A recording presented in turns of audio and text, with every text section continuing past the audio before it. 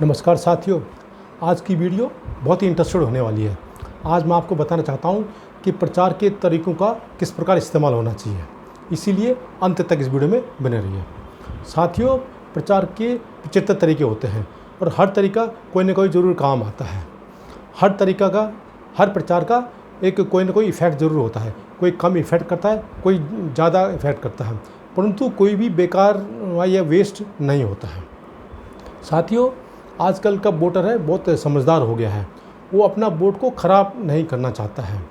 मान लो कोई वोटर किसी एक विशेष प्रत्याशी को अपना वोट देने का मन बना चुका है, तो बार बार उसकी निगाहें हैं उसके पम्पलेट की तरफ जाएगी, उसके बैनर की तरफ जाएगी, उसके होर्डिंग की तरफ जाएगी और कोशिश करेगा वो कि उसको नज़र कहीं ना कहीं आए। जब कहीं उसका बैनर नज़र नहीं आता, उसका होर्डिंग नज़र नहीं आता, तो वो फिर निराश हो जाता है और फिर अपना इरादा बदल जाता है। कोई भी वोटर अपना वोट को ख़राब नहीं करना चाहता है और वो कोशिश करता है कि उसका वोट जो पड़े वो जीतने वाले को ही पड़े।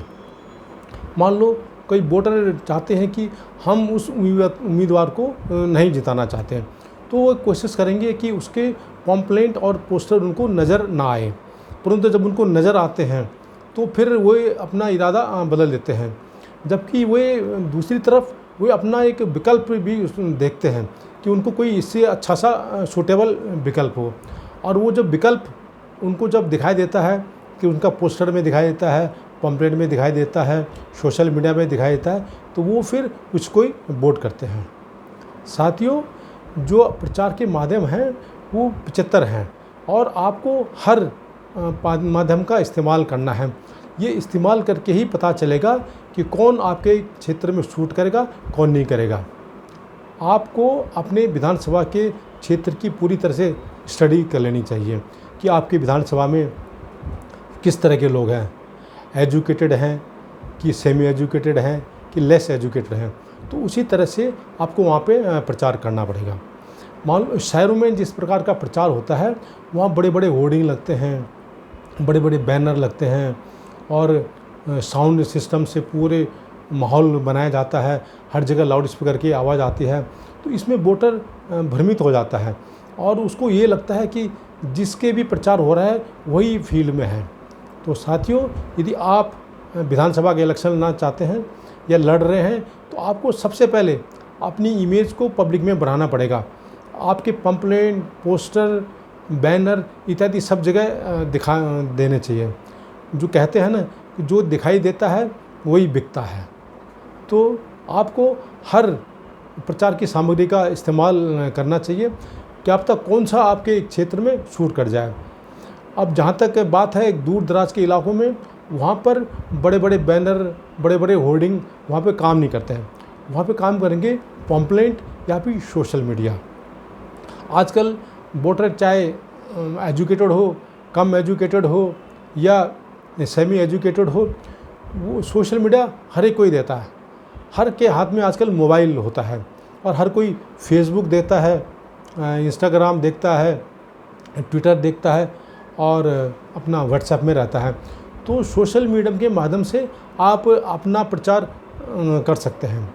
एक चीज़ याद रखना होता है कि आपको अपनी छवि आपको सामने रखनी है पब्लिक के सामने, ना कि अपनी पार्टी के। आपका किसी भी संगठन से हो चाहे पार्टी से हो, आपको अपनी इमेज बनानी है पब्लिक के सामने, क्योंकि आप इलेक्शन लड़ रहे हैं। इसी प्रकार आपको अपने चुनाव चिन्ह, अपने सिंबल की भी वहाँ पे पब्लिक को दिखाना पड़ेगा कि आप चुनाव लड़ रहे हैं। साथियों, आपको अपनी रेपुटेशन इस प्रकार पब्लिक में बनानी पड़ेगी कि आपके अलावा कोई भी मैदान में नहीं है, या आप भी रेस में हैं। जब आप रेस में रहोगे तो पब्लिक ज़रूर आपका चयन करेगी।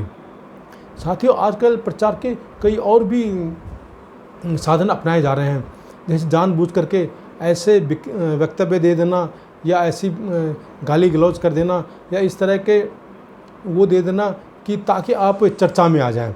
कई तरह के लोग इस तरह करते हैं।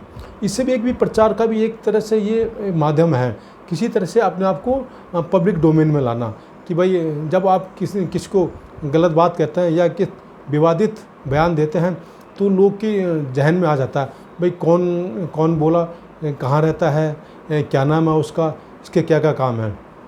इसी तरह से लोग किसी को गाली गलौज कर देते हैं और अपने आप को सुर्खियों में लाते हैं। ये भी आजकल प्रचार के नए नए तरीके हैं। कई आपको जानबूझ करके पिटवाते हैं या जानबूझ करके थप्पड़ खाते हैं और एक तरह से एक सहानुभूति का वो वोट लेते हैं। तो ये भी आजकल प्रचार के नए नए तरीके हैं। जैसे कोई आपको गाली गलौज करता है या आप उस पर मानहानि का दावा कर देते हैं, तो ये अभी करना ठीक नहीं है। क्योंकि यदि आपकी इमेज अपनी विधानसभा या लोकसभा के लगभग 1% तक नहीं पहुँची है, तो आपको मान या इज्जत या मानहानि की नहीं करना चाहिए।